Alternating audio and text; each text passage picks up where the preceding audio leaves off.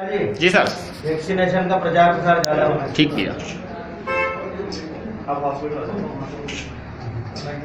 लोग थोड़े निकलेंगे नहीं, अब बहुत भयंकर पैनिक है, अभी बहुत ज्यादा मात्रा में है।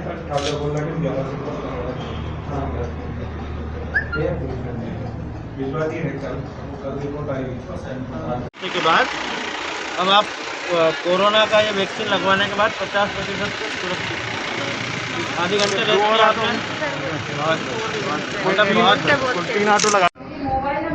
कन्नौज विकासखंड के सभी 45 वर्ष से अधिक उम्र के सभी नागरिकों से विनम्र अपील करता हूं कि सभी लोग हमारे जितने भी 10 सेंटर है 9 सेंटर है उनमें जाके वैक्सीन जरूर लगवाएं, क्योंकि वैक्सीन ही बचाव का एक रास्ता है।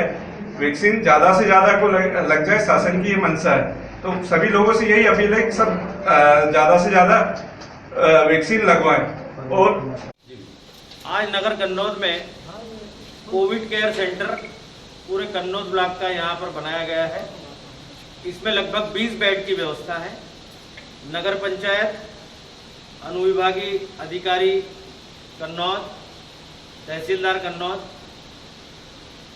स्वास्थ्य विभाग का अमला यहाँ पर आने वाले समय में कम गंभीर किस्म के कोविड के मरीजों को रखने का काम इस सेंटर में किया जाएगा, उनकी देखरेख की जाएगी। और हम प्रयास ये करेंगे, यहाँ पर ऑक्सीजन सिलेंडर की व्यवस्था भी की गई है।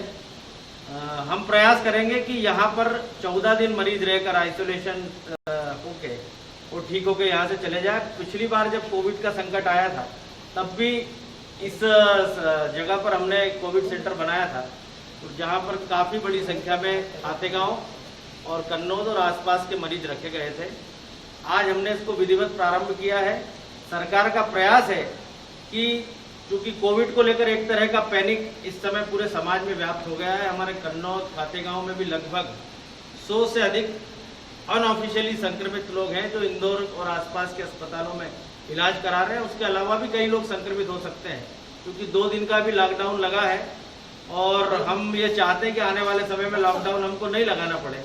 लेकिन अगर मास्क का उपयोग सब लोग करेंगे, सैनिटाइजर का उपयोग करेंगे और सोशल डिस्टेंसिंग का पालन करेंगे तो लॉकडाउन जैसा कड़ा फैसला हमको नहीं लेना पड़ेगा। अन्यथा आज मैं ये कह सकता हूँ कि हमारे कन्नौज के खातेगांव के आसपास के कई गाँव के युवा भी इस समय इंदौर के अस्पतालों में भर्ती है, जिन्हें 25 से 30%, 40-50% तक का संक्रमण हो चुका है। यदि प्राइमरी स्टेज पर हम इस बीमारी को पहचान लें, संभाल लें, उसकी जांच करा लें तो हम घर में आइसोलेशन में रहकर भी अच्छे हो सकते हैं।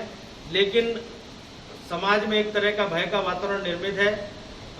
मैं सभी नागरिकों से इस अवसर पर यह अपील करना चाहता हूं, हम आप सबकी जान बचाना चाहते हैं। कोरोना का संक्रमण यदि किसी भी व्यक्ति को बुखार लगे, हल्की सर्दी खांसी लगे या अन्य किसी तरह का भी परेशानी हो तो वो तत्काल आकर अस्पताल में चेक कराए।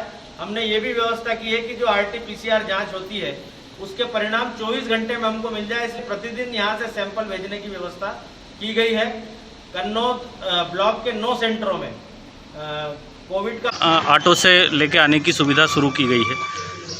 हमने जब क्राइसिस मैनेजमेंट ग्रुप की बैठक ली थी तब अधिकारियों से कहा था कि हम आंगनवाड़ी के माध्यम से ऐसे बुजुर्ग लोग या बेसहारा लोग जो कोविड सेंटर पर वैक्सीनेशन के लिए नहीं आ सकते, उन्हें आंगनवाड़ी के माध्यम से और पुलिस विभाग के सहयोग से परिवहन करके कोविड सेंटर लाया जाए, उनका टीकाकरण करा के उन्हें वापस घर छोड़ा जाए।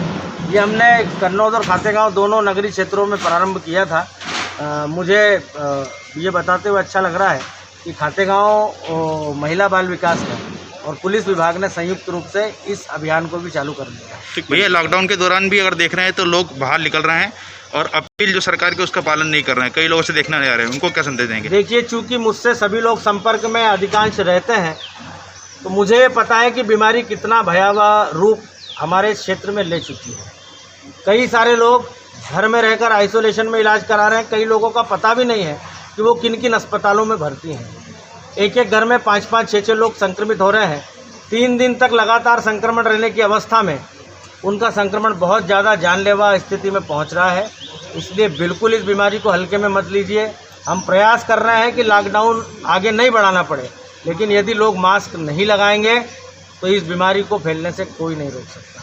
इसलिए सभी लोगों से आग्रह है अगर जान बचानी है तो आपको सरकार के इस प्रयास में सहयोग देना ही पड़ेगा। धन्यवाद।